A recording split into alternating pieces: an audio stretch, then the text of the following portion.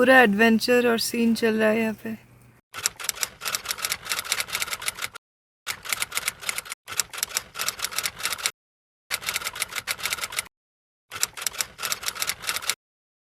Good morning everyone, welcome back to my channel on yet another video. This is day 2 in North Sikkim और day 1 में हम लोग कल गैंगटॉक से लाचुंग आए थे। तो लाचुंग में कहाँ पे रहे और क्या क्या किए उसका व्लॉग आपको ऊपर कार्ड्स में और नीचे डिस्क्रिप्शन में मिल जाएगा, वो पहले चेक कर सकते हैं। और आज हम लोग जाने वाले हैं लाचुंग से ज़ीरो पॉइंट और युमथांग वैली। तो युमथांग और ज़ीरो पॉइंट के सारे डिटेल्स जानने के लिए और जगह को एंजॉय करने के लिए stay tuned till the end of this video.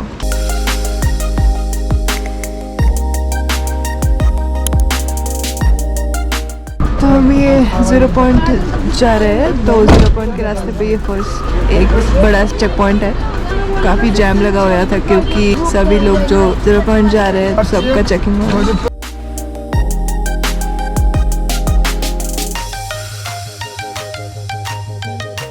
अक्टूबर के महीने में हम तो सोच रहे थे कि युमथांग वैली तो चलो एंजॉय कर लेंगे, पर ज़ीरो पॉइंट जाके शायद कोई फ़ायदा नहीं है क्योंकि वहाँ बर्फ़ देखने जाते हैं लोग और अक्टूबर के महीने में बर्फ़ एक्सपेक्ट कोई नहीं कर रहा था। पर जैसे कि आप देख चुके हैं पिछले वीडियोस में, 2 दिन के कंटिन्यूस बारिश के बाद उस दिन वहाँ सभी बोल रहे थे कि उस बारिश के वजह से ऊपर ज़ीरो पॉइंट में बर्फ़ गिरा है और हमें बर्फ़ मिलने वाली है। ये सुन के हमें थोड़ी होप मिली 2 दिन के बारिश के बाद। तो हम अर्ली मॉर्निंग 6:30 बजे सभी एक्साइटेड होकर निकले कि फाइनली इस बार युमथांग वैली और ज़ीरो पॉइंट भी देख लेंगे।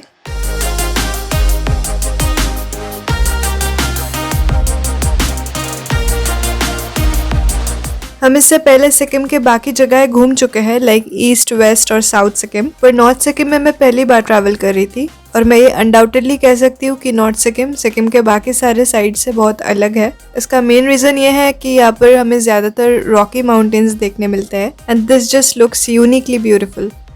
यहाँ पर आप देख सकते हैं कि कितना जाम लगा हुआ है ज़ीरो पॉइंट के लिए, ऊपर तक लाइन है।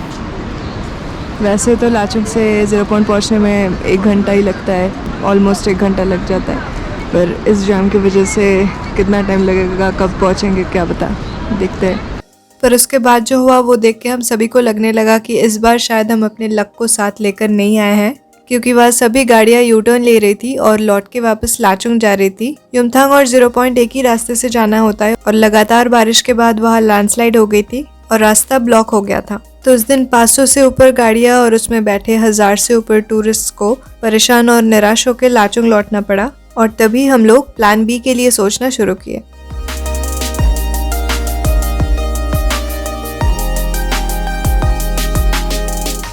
हम लोग तो सारे निराश होकर लौटे। कभी कभी ऐसा होता है कि इतना कॉमन प्लेसेस भी ऐसे वेदर एंड ऑल की वजह से हो नहीं पाता है। जो भी प्लान्ड होता है, जो भी एक्सपेक्टेड होता है वो हमेशा होता नहीं है। स्पेशली पहाड़ों में तो ये ऐसा होता ही है। ज़ीरो पॉइंट तो नहीं देख पाए, पर हम शायद अभी ब्रेकफास्ट करके माउंट कटाव जाने की प्लानिंग कर रहे हैं। कुछ लोग तो बोल रहे हैं कटाव का भी रास्ता बंद है, पर वी गॉट 1 or 2 होप्स कि कुछ लोग जा रहे हैं कटाव, तो we'll just take a try.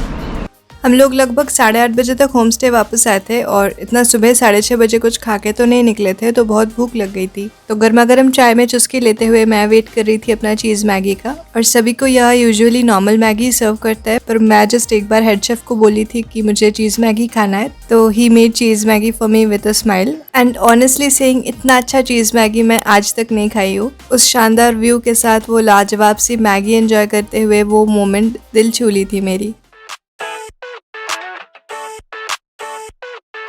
And next, we were all set to execute our plan B, which was for Mount Katao.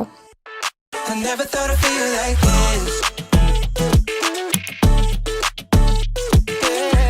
मैं ना सिक्किम की सभी जगह और सभी रास्तों पे अब तक ट्रैवल कर चुकी हूँ, पर इस ट्रिप में जब भी हम लोग लाचुंग से माउंट कटाव का रास्ता लिए, मैं एक ही चीज़ सोच रही थी कि डेफिनेटली माउंट कटाव के बारे में लोग जानते तो है, पर युमथांग वैली और ज़ीरो पॉइंट की तरह पॉपुलर नहीं है, तो इसलिए मुझे भी नहीं पता था इसकी खूबसूरती के बारे में। और उस दिन अगर सब सही से जाता तो शायद मुझे भी नहीं पता चलता इसके बारे में कि विदाउट एनी डाउट सिक्किम के बेस्ट रास्तों का अगर कोई अवार्ड होता तो वो माउंट कटाव के रास्तों को जाता।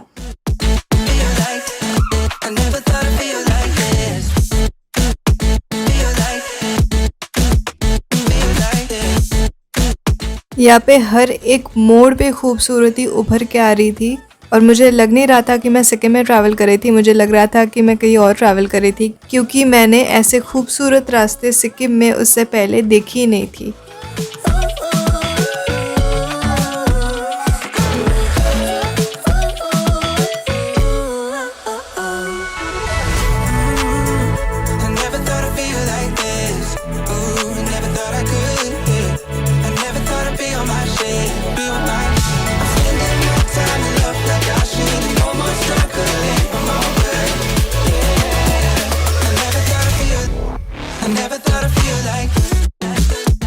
एक तरफ पाइन वुड्स और दूसरी तरफ रॉकी माउंटेन्स और उसमें से बहते हुए वाटरफॉल्स, और इन्हीं के लुत्फ उठाते हुए सबका चेहरा खिल उठा था फिर से। और लाचुंग से बस 1 घंटे की ब्यूटीफुल ड्राइव के बाद हम लोग पहुंच गए थे माउंट कटाव।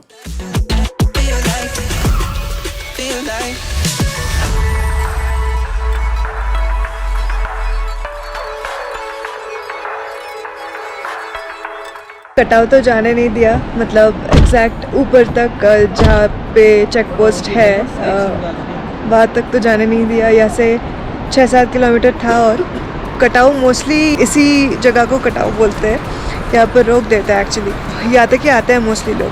पीछे और भी गाड़ी रुकी हुई है, हम थोड़े आगे आकर यहाँ पे रुके, बट डेफिनेटली इतना तक हुआ आज।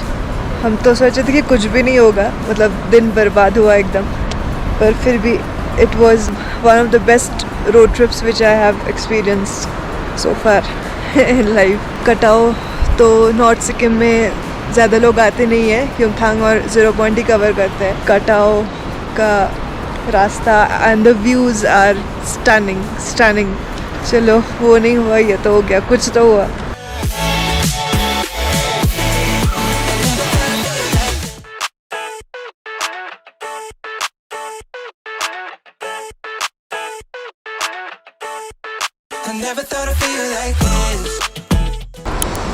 ये है हमारी टीम, फैमिली। तो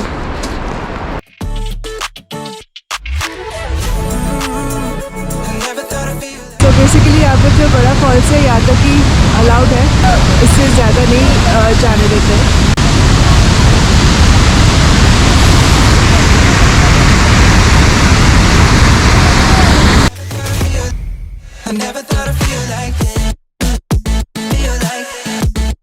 एक्चुअली जिस पीक को माउंट कटाव बोलते हैं वो यहाँ से 6 से 7 किलोमीटर की दूरी पे है, और माउंट कटाव के बाद ही चाइना बॉर्डर है, तो वहाँ पे सिक्योरिटी बहुत स्ट्रिक्ट है, इसलिए वहाँ तक जाने नहीं देते। और यही से वो स्नो कवर्ड माउंट कटाव दिखता है जब वेदर क्लियर रहता है, और उस दिन तो पीक दिखने नहीं वाली थी, तो हम वहीं पे खांदा फॉल्स और उस अमेजिंग सी व्यू का खूब मजा लिए।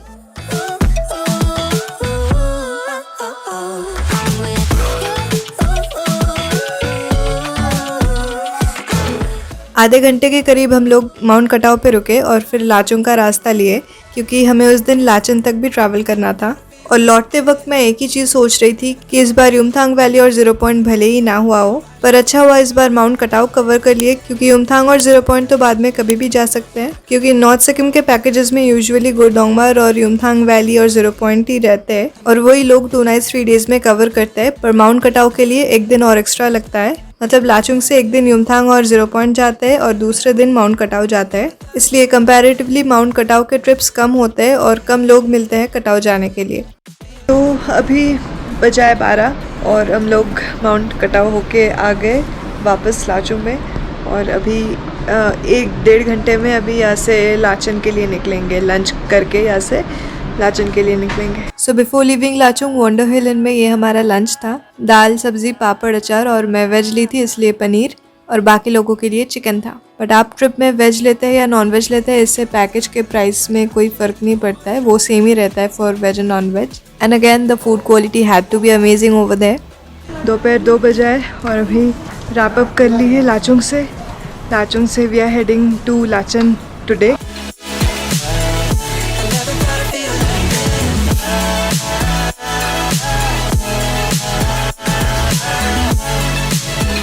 लाचुंग से लाचन जाते वक्त इस फॉल्स पे सभी रुकते हैं, इसका नाम है Amitabh Bachchan falls. I don't know why such a name, पर ये फॉल्स काफ़ी सुंदर है और ये पॉपुलर है एक लाइव कराओके बॉलीवुड म्यूज़िक के लिए।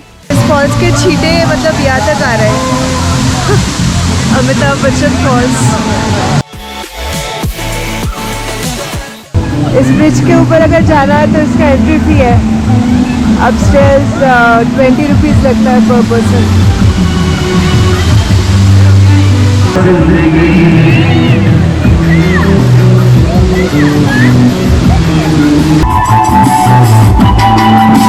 This man here sings Bollywood songs on tracks and entertains people for many years now.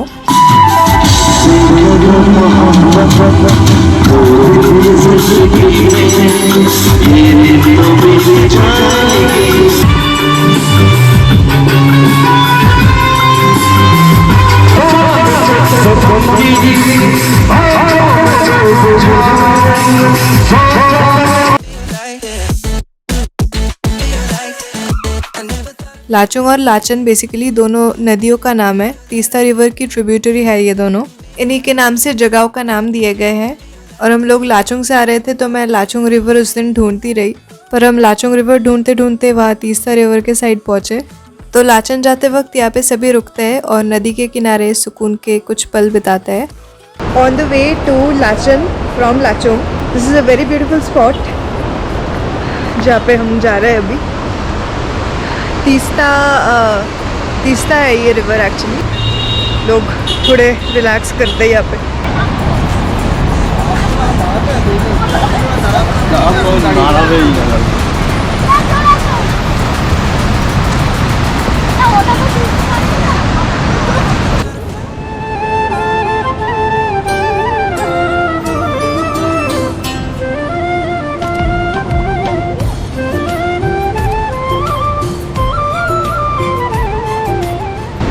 चलिए, युमथांग वैली तो नहीं हो पाया आज, पर युमथांग जैसा ही एक जगह है ये देखिए। मतलब युमथांग से जिस तरह का लैंडस्केप एंड व्यू मिलता है, व्यू शायद एग्जैक्टली वैसा नहीं है पर लैंडस्केप कुछ सिमिलर ही है।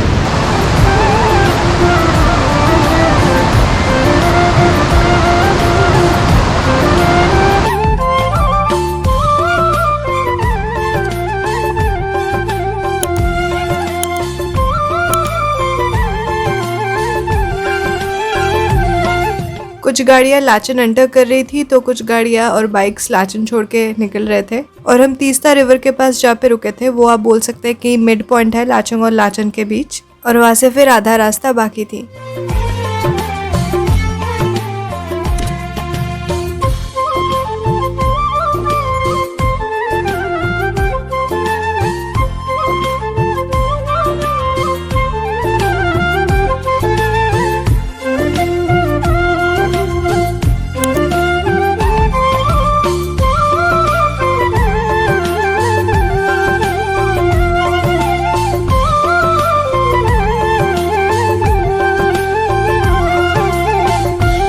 तो हम वही नॉर्थ सिक्किम के खूबसूरत वादियों को देखते हुए जब आर्मी एरियाज के पास पहुंचे, हम समझ गए कि वो very close to Lachen.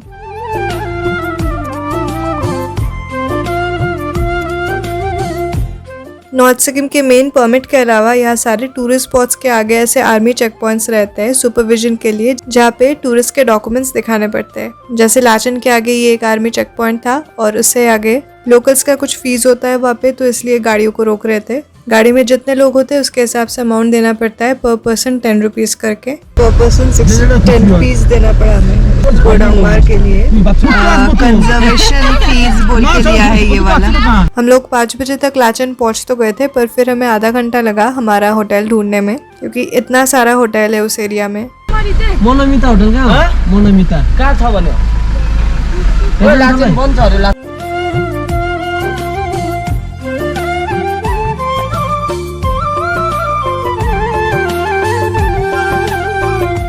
It's almost 5:30, 5:30 बजने वाला है। तो हम हमारे होटल में तो पहुंच गए, मनोमिता रेसिडेंसी इस वाले में हमारा स्टे होगा आज रात लाचन में। बट हमें सेटल करने में बहुत टाइम लग रहा है क्योंकि अभी यहाँ पे बहुत भीड़ है। यहाँ पे बहुत भीड़ था और सभी को सेटल होने में टाइम लग रहा था। और हम यहाँ पे एक बंगाल के बाइकर टीम के साथ भी मिले जो लोग लाचन से निकल रहे थे उस दिन, और मेरी फिर उनके साथ मुलाकात हुई। कहाँ पे, वो आगे की वीडियोस देखते रहिए, पता चल जाएगा। And also I met my cutest furry friend over there.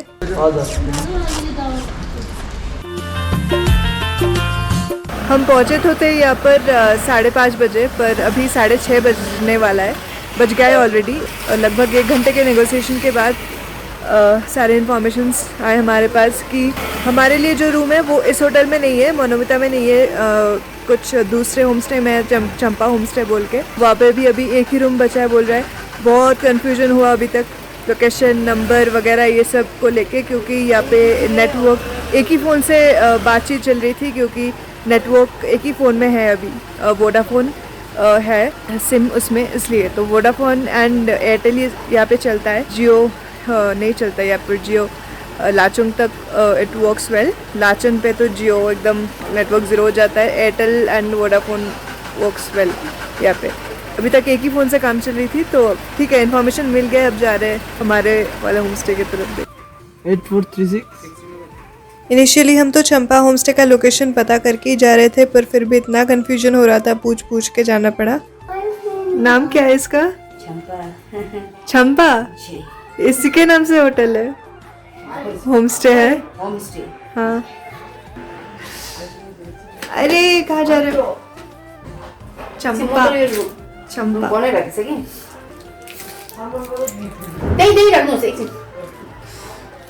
क्या करते हो तुम? अभी क्या करूँ मैं? स्कूल में? वहाँ पे भी इतना अच्छा कौन नहीं सी है। क्लास में हो? चंपा होम स्टे मिल तो गई थी, पर रश का टाइम था, तो वहाँ पे भी सिर्फ एक ही रूम था, जो वेटिंग और रेस्टिंग के लिए तो ठीक था, पर स्टे के लिए वो अच्छा नहीं था, क्योंकि वहाँ पे एक चेयर और दीवान के साथ सीटिंग अरेंजमेंट ही था बस, और कुछ नहीं था रूम में। अब पूरा एडवेंचर और सीन चल रहा है यहाँ पे। ये सामने पाइप था रास्ते पे, वो हटा दिया है क्योंकि गाड़ी को जाने में थोड़ी सी प्रॉब्लम हो रही थी नीचे। वैसे भी रास्ता बहुत स्टीप है, स्टीप जा रहा है। और फिर चंपा होम स्टे से हमें फालुंग होम स्टे के बारे में बताया गया, और वहाँ के रूम्स के फोटोज भी दिखाए गए, जो मुझे ठीक लगा। और फिर लोगों को पूछते हुए और होटल ढूंढते हुए हम लोग फाइनली पहुँचे फालुंग होम स्टे।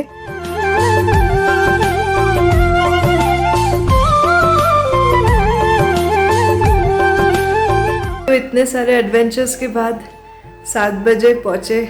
मेरे लिए जो अल्टीमेटली रूम मिला है यहाँ पे, फालुंग वैली नाम है इस होम स्टे का। ऑलरेडी तो जो अरेंज कर रहे थे पैकेज, लोगों ने सब कुछ सेट करके रखे थे। फिर भी यहाँ पे जब रश होता है तो अल्टीमेटली ऐसे प्रॉब्लम्स क्रिएट होते हैं, मतलब सेट होने के बाद भी सब कुछ ऐसे प्रॉब्लम्स होते हैं। एंड अगर सोलो ट्रैवल कर रहे हैं तो इट्स वेरी कॉमन कि आपको ऐसे प्रॉब्लम्स हो सकते हैं। वैसे फैमिलीज़ और ग्रुप में अगर आते हैं तो रूम्स एडजस्ट हो जाते हैं, मिल जाते हैं, प्रॉब्लम नहीं होता है। But in case of solo travellers जब रश होता है यहाँ पे तो ऐसे प्रॉब्लम्स होते हैं। तो immediately after I checked in they asked me for chai, तो ब्लैक टी के लिए बोले हम, तो they served me with very good black tea. Actually for me this is the whole room for only me. मुझे ये ट्रिपल बेड वाला room मिला है यहाँ पे, which is all mine again. Anyway ultimately जो मिला है अच्छा ही मिला है। ये है वॉशरूम। यहाँ पर ना हम एक फैमिली के साथ ट्रिप शेयर तो कर रहे हैं वो, बट शेयर करने के बावजूद भी हमें यहाँ पे कंप्लीट सोलो ट्रैवलर का एक्सपीरियंस मिल रहा है। Obviously I am travelling solo, but Gangtok में हॉस्टल्स के अलावा नॉर्थ सिक्किम में जहाँ भी रुक रहे हैं हम यहाँ पे, और लाचुंग में जहाँ भी रुके हैं, there has been no question of sharing rooms with anybody. So यहाँ पर तो एकदम अलग ही, वहाँ पर तो फिर भी एक होम स्टे में थे, यहाँ पर तो दूसरे ही होम स्टे में है। दोनों होम स्टे में डिस्टेंस भी बहुत ज़्यादा है, तो अलग सा ही फीलिंग्स है यहाँ पर। और नीचे इस होटल के नीचे हमारे ड्राइवर रुक रहे हैं। रात का 9 बजा है अभी डिनर करना है यहाँ पे, ज़्यादा देर नहीं कर सकते, बहुत पहले हमें बुला चुका है इन लोगों ने।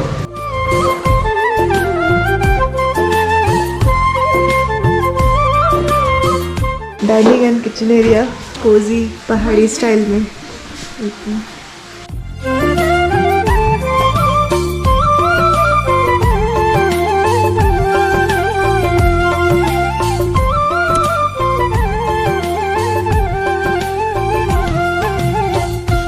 डिनर में फिर होम स्टे का सिंपल होमली खाना, दाल चावल सब्जी पापड़ अचार और सलाद के साथ। नमोज नमस्ते थैंक यू 다시 들려. क्या हाँ 다시 들려. थोड़ा धीरे धीरे बोलो 다시 들려. ताशी 다시 딜레. ताशी दिले 네. ताशी दिले नमस्ते अच्छा थैंक यू को 투치. तुची if I want to ask somebody's name 최민간배. 최민 छे मिन 간배. छे मिन खनबे ओके ये क्या चीज़ है ये चूल्हा है चूल्हा जी।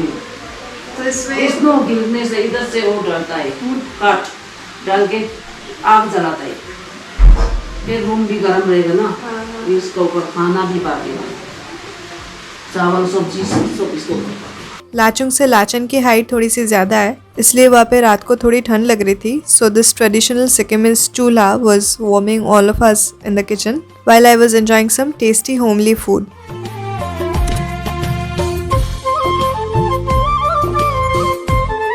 यहाँ पे जो ओनर है उनका नाम चुंकी चुंकी पेमा पेमा श्री श्रिंग आपका नाम Kaya.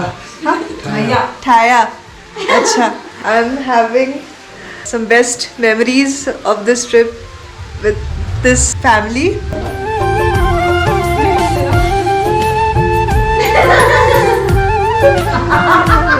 अभी इन लोगों को भी लेट हो गया हमें भी कल सुबह बहुत जल्दी उठना है बहुत अच्छा लगा अब सबसे मिलके यहाँ पे आई हैव मेट शुभम भैया और जॉय भैया बट जॉय भैया अभी रूम में है सो रहे हैं अभी. हाँ सो रहे हैं अभी शिलीगुड़ी से है ये लोग भी कल गुरुद्वारा जाएंगे फिर रिटर्न गैंगटॉक भी जाएंगे. हाँ फिर रिटर्न गैंगटॉक सेम प्लान अभी बैग पैक करना है कल सुबह जल्दी निकलना है 6 बजे निकलना है कल आप लोग कितने बजे निकलेंगे 5:30. 5:30 ये लोग 5:30 बजे निकलेंगे हम लोगों को ड्राइवर ने बोला है कि 6 बजे निकलने के लिए एंड वन मोर थिंग कि यहाँ पे जब आ रहे थे ऑन द फर्स्ट डे मुझे बहुत सारे मतलब थॉट्स ऐसे आ रहे थे कि पूजा के टाइम पे हम फर्स्ट टाइम निकल रहे हैं बाहर थोड़ा वियर्ड एंड डिफरेंट लग रहा था बट यहाँ पे आके पता ही नहीं चला कि कब पूजा ऑलरेडी ख़त्म भी हो गया और आज दशहरा भी हो चुका है जो चीज़ देख के मुझे बड़ी अच्छी लगी वो है बाकी तो यहाँ पे सभी कॉमन होम स्टेज है बारिश हो रही है this is the common scene out here but सामने एक घर में if you can see lights जल रहे हैं कलरफुल लाइट्स वो देखकर पूजा के फील्स आ रहे हैं थोड़े थोड़े